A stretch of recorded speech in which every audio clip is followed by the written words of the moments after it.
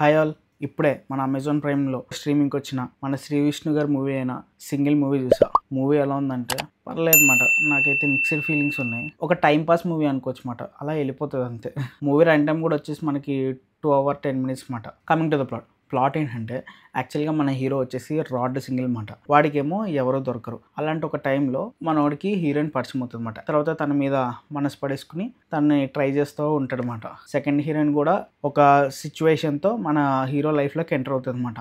దాంతో ఈ మూవీ అనేది ఒక ట్రయాంగిల్ లవ్ స్టోరీలా మారుతుంది. ఫైనల్గా మన హీరోని ఎవరు చూస్ చేసుకున్నారు, లేకపోతే మనోడు సింగిల్గా అలాగే ఉండిపోయాడు అన్నది స్టోరీ అనమాట. యాక్చువల్గా ఈ మూవీ చూడడానికి one of the reasons Sree Vishnu అనమాట. ప్రీవియస్ మూవీస్లో ఎలా అయితే తన కామెడీ టైమింగ్ మేనరిజమ్స్ అయితే ఉంటాయో సేమ్ మనకి అవే ఈ మూవీలో కూడా కనిపిస్తాయి. తన కామెడీ అయితే బాగా జనరేట్ చేసింది. యాక్చువల్గా చెప్పాలంటే వన్ మ్యాన్ షో అన్నమాట. కొన్ని సీన్స్ అయితే చాలా బాగా ఫన్ జనరేట్ చేసి నేను బాగా నవ్వుకున్నా.